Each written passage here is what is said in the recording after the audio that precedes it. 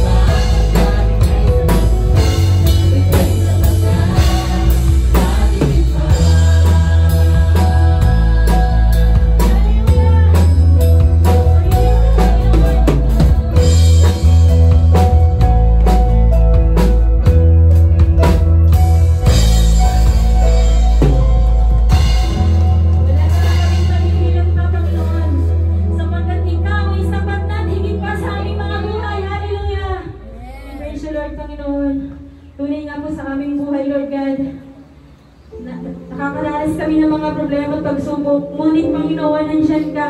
Walang imposible sa'yo, Panginoon. Walang mahirap sa'yo, Lord. Hallelujah. Purihin natin ang Panginoon. Ulitin po natin ang walang mahirap sa'yo.